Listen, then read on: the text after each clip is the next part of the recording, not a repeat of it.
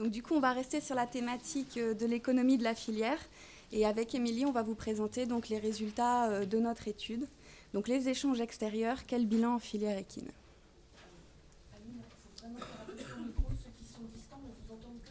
Pas du tout? D'accord. Bon, il faudra me dire. D'accord, parfait.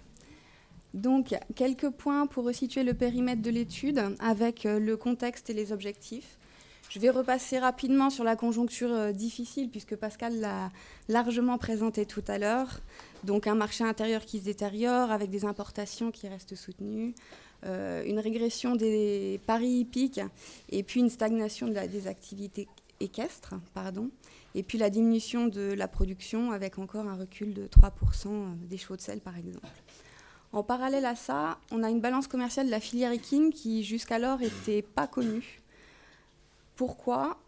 Même si on a une bonne connaissance des importations avec la base cire, alors certains objecteront peut-être un éventuel délai de latence entre l'arrivée du cheval dans le pays et le moment où il est enregistré, mais on estime que les taux de déclaration au cire des importés sont bons.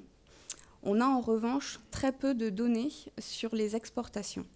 On a quelques renseignements sur la base trace, mais qui concernent plutôt les lots d'équidés. On a aussi quelques repères au niveau des douanes, mais qui sont des données très partielles et qui souvent reflètent plutôt les échanges de chevaux de boucherie. Et puis on a également quelques certificats sanitaires, quelques certificats d'export France Gallo dans la base cire, mais qui sont là aussi très partiels puisqu'ils concernent uniquement les chevaux de course.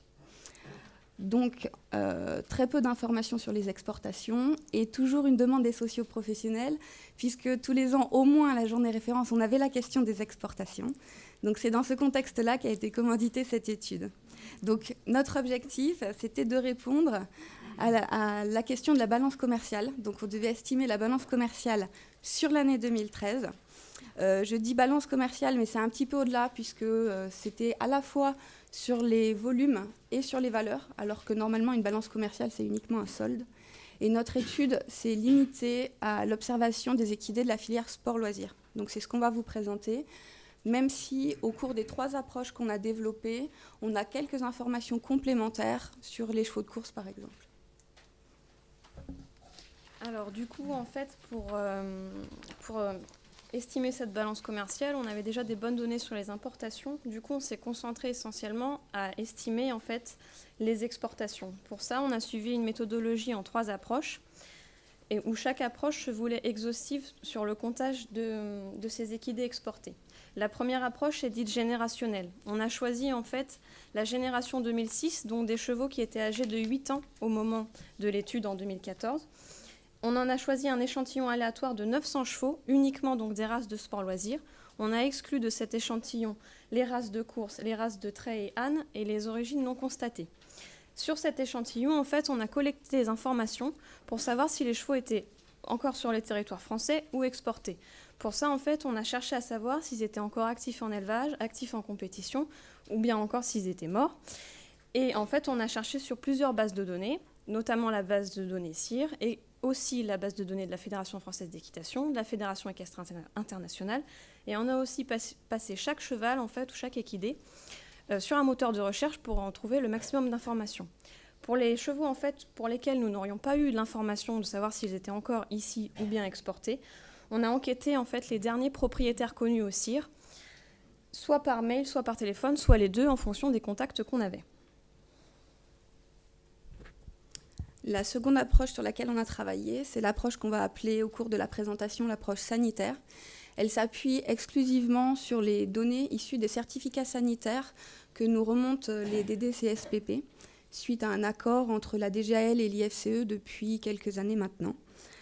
Cette approche, elle concerne uniquement les pays tiers. Donc on est bien d'accord qu'elle ne répondait pas complètement à notre objectif de départ, puisqu'on n'avait pas les chevaux qui étaient exportés en Europe.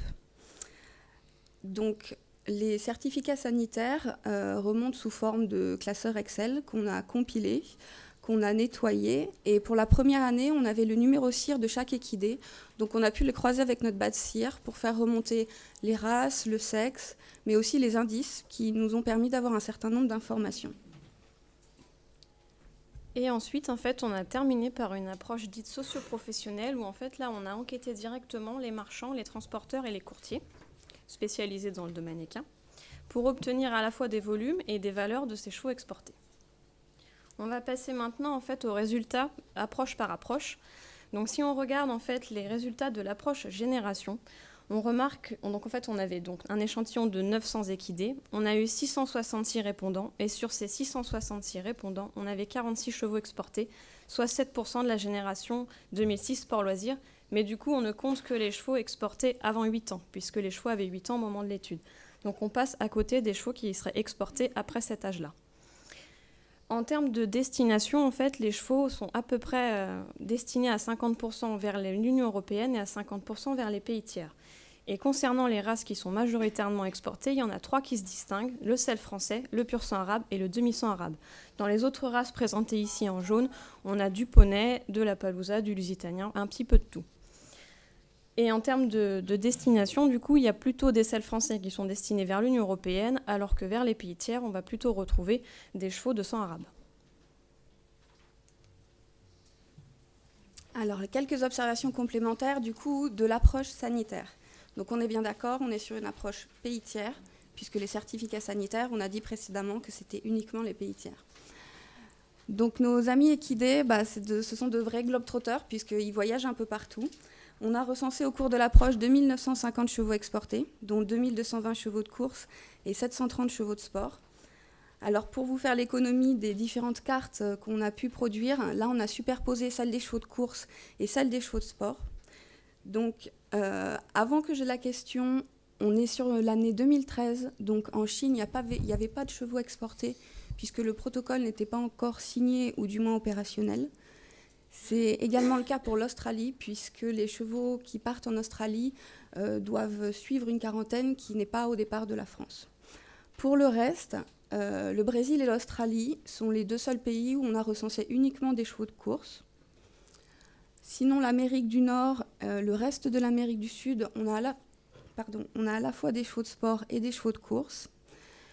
Ensuite, les pays d'Afrique du Nord et du Golfe sont aussi composés de pur sang, de chevaux de sport et aussi beaucoup d'Arabes et de demi-sang arabes. On voit très mal, mais la Suisse compte beaucoup d'exports de chevaux de sport, beaucoup moins de chevaux de course. Et puis on a un petit pays qui se cache en rouge, qui est la Tunisie. J'en reparlerai dans ma diapo suivante, qui a été le pays vers lequel on a le plus exporté de chevaux de course pour l'année 2013. Ce qu'on a pu voir aussi grâce à l'approche sanitaire, c'est la répartition des races de chevaux exportés en fonction des pays. Donc là, je vous ai fait l'approche tout pays confondu, mais on a une dichotomie très fine et on peut faire la même chose pour chaque pays tiers. Ce qu'on observe, sans trop de surprise, c'est qu'effectivement, le pur sang est le cheval international par excellence. C'est celui qui voyage en tout cas le plus dans les pays tiers. C'est le cheval le plus exporté, suivi par les Arabes et les demi-sang arabes, qui peuvent être à la fois des chevaux de course ou alors des chevaux d'endurance. Viennent ensuite les ONC et les chevaux de selle.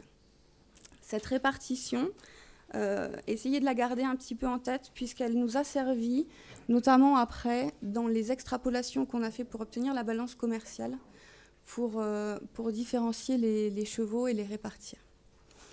Je vous ai aussi mis en bas à droite un petit graphique qui représente l'âge. Et finalement, on ne s'est pas trop trompé sur notre hypothèse de départ, puisqu'on voit que les chevaux de 0 à 10 ans sont ceux majoritairement exportés, avec plus de 85%. Donc de 0 à 3 ans, on a 31%, ça veut dire qu'on exporte du potentiel, de la génétique. Mais la majorité, avec 56%, c'est des 4 à 10 ans, c'est-à-dire des chevaux plutôt clés en main, d'après ce qu'on a pu observer. Alors, 3 petites choses à retenir de cette approche sanitaire toujours. Donc les 2200 chevaux de course, puisque c'est un nombre relativement important, et 50 chevaux de trait tout de même. On a extrait de notre compilation de certificats sanitaires 150 chevaux exportés en vue de faire de la compétition. Alors ça n'est pas la mention temporaire sur les certificats sanitaires, c'est le fruit d'un travail de recoupe dans les autres bases de données. C'est-à-dire qu'on a remonté les numéros CIR et on a regardé les chevaux qui avaient été exportés en vue d'une course ou en vue d'une compétition internationale. Donc on les a dénombrés au nombre de 150. Comme on a le département exportateur, puisque chaque DDPP nous a remonté ses certificats sanitaires, on a pu observer que l'Oise était le principal département qui exportait les chevaux. Alors ça peut s'expliquer parce que les pur-sang sont les chevaux majoritairement exportés. Ça s'explique aussi parce que les principaux transporteurs qui exportent les chevaux vers les pays tiers sont situés dans la région de l'Oise. Et enfin, notre fameuse Tunisie qui cette année a connu une explosion des exportations.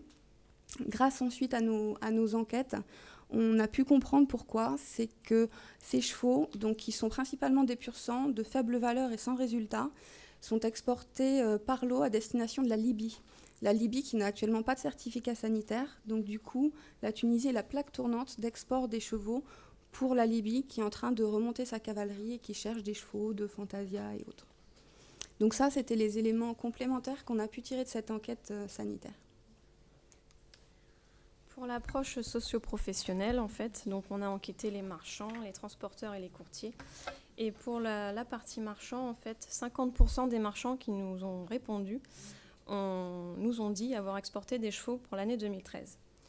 Si on regarde la destination de ces chevaux, en fait, c'est un petit peu aussi, comme tout à l'heure, 50-50 vers l'Union européenne et vers les pays tiers. Après, si on décompose un peu ce marché des chevaux à l'export, il se décompose en trois. D'abord, les chevaux de loisirs ou de centre équestre qui vont plutôt être vendus à des petits prix autour de 1 500 € et qui vont plutôt être destinés aux pays limitrophes de la France. Après, on a un gros bloc des chevaux de sport qui sont plutôt des chevaux de bon niveau, prêts pour la compétition ou avec un fort potentiel, essentiellement destinés au CSO. Et là, ce qui est intéressant de remarquer, c'est qu'en fait, il y a un prix moyen qui va différer en fonction en fait, de la destination du cheval. S'il est destiné à l'Union européenne, son prix moyen sera plutôt autour des 10 000 €. Et s'il est destiné vers un pays tiers, plutôt entre 10 et 50 000 €, ce qui peut s'expliquer par le coût du trajet. Et ensuite, on a une dernière sphère en fait, qui concerne le très haut niveau. Donc là, c'est vraiment un marché de niche avec des chevaux qui ont des valeurs très très élevées et des acteurs qui sont des acteurs spécifiques pour les vendre. En fait, nos trois approches ne nous ont pas permis d'afficher un chiffre sur les exportations. Il a fallu qu'on les croise les unes avec les autres pour pouvoir afficher donc, un chiffre total de chevaux exportés pour cette année 2013. En fait, on est parti des résultats de l'approche génération qui nous donnait 7% d'une génération exportée avant 8 ans. Et on a utilisé ce ratio en fait, sur le nombre de naissances sport-loisirs en 2006, qui était de 16 000. On arrive du coup à 1100 chevaux exportés, mais là, on ne considère que les chevaux avant 8 ans. Et du coup, grâce à l'approche sanitaire, on a pu ajouter à ces 1100 chevaux, en fait, les chevaux qui seraient potentiellement exportés avant 8 ans. On arrive alors à 1600 chevaux. Et ensuite, pour compléter donc, ce total, on a en fait ajouté les chevaux d'origine non constatée, les chevaux de trait et les ânes, et les équidés qui avaient été importés puis réexportés. Et donc, on arrive à un total de 2400 chevaux de sport-loisirs exportés pour l'année 2013. Si on les confronte en fait au nombre d'importations connues en 2013 recensées dans la BACIR, on voit qu'il y en a 8300, donc du coup la balance commerciale, la balance commerciale oui, en volume est déficitaire puisqu'on a un cheval exporté pour plus de 3 chevaux importés. Mais qu'en est-il des valeurs ? Si on regarde pour les valeurs, en fait, déjà grâce à l'approche sanitaire, comme l'a dit Aline tout à l'heure, on a pu en fait segmenter en fait, les chevaux qui étaient exportés par type et par nombre. Et on voit tout de suite en fait, que les chevaux de sang arabe représentent la majeure partie des chevaux exportés, avec un prix moyen qui est très élevé. Et en fait, là, à l'inverse de ce que j'ai dit juste avant, pour les chevaux arabes, en fait, on a un ratio qui est complètement différent puisqu'on a un cheval importé pour 3 chevaux exportés. De plus, il y a à peu près 400 selles français qui sont destinés à l'export, 400 ONC, 75 anglo-arabes et 425 chevaux de race autre. Pour les prix moyens, en fait, on s'est basé sur les résultats de nos enquêtes marchands et aussi pour le pur sang arabe des résultats des gros éleveurs.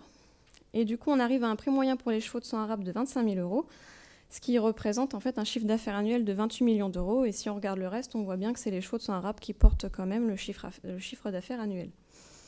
Pour les prix moyens des chevaux importés, en fait, on s'est basé sur les enquêtes menées de manière annuelle par l'Observatoire économique de l'IFCE, qui recense à peu près 200 prix de chevaux importés par an. Et du coup, on arrive à un chiffre d'affaires de 50 millions d'euros par an. Du coup, on se rend compte aussi, donc, avec un marché global à l'export de 38 millions d'euros et un marché à l'import de 50 millions d'euros, qu'on a un solde en fait, qui est déficitaire de 12 millions d'euros. Donc finalement, les nouvelles qu'on vous apporte, elles ne sont pas particulièrement bonnes, puisque d'après ce qu'on vient de vous montrer, notre balance commerciale, elle est déficitaire. Pourtant, c'est important de la nuancer. Tout à l'heure, Émilie, elle vous a parlé de ce marché exceptionnel qui n'était pas facile à atteindre et à cerner. On a regardé quand même, et ce qu'on a pu trouver, c'est que ce marché, c'est la variable d'ajustement qui peut peser très lourd sur cette balance commerciale. Pour l'année 2013, elle est plutôt favorable puisqu'elle rapproche notre balance commerciale globale de l'équilibre.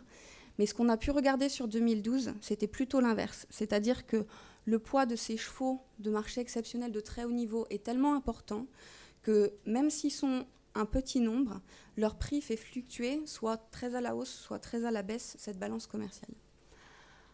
On était dans le sport loisir. Mais ce qu'on a pu observer quand même, c'est que cette balance commerciale, si on l'élargissait, en tout cas en volume, les chevaux de course permettraient sans doute de la rapprocher de l'équilibre, puisque au moins en volume, les chevaux de course sont plus près de un cheval importé pour 2 chevaux, un cheval exporté pour 2 chevaux importés. Et cette balance commerciale, il faudrait aussi y ajouter les chevaux de boucherie qui a un solde excédentaire. Un dernier petit élément pour relativiser, on voulait resituer un peu dans le contexte des autres filières notre balance filière cheval équine. Finalement, on a un déficit, mais on est une petite filière et ce déficit se compte à un chiffre et en millions d'euros. Donc on n'est pas très bon, mais on n'est pas très mauvais non plus. Alors attention quand même dans les points de comparaison, puisque là on était sur une balance commerciale filière équine, sport loisir et de chevaux en vif. Voilà ce qu'on pouvait vous dire par rapport aux travaux qu'on a menés.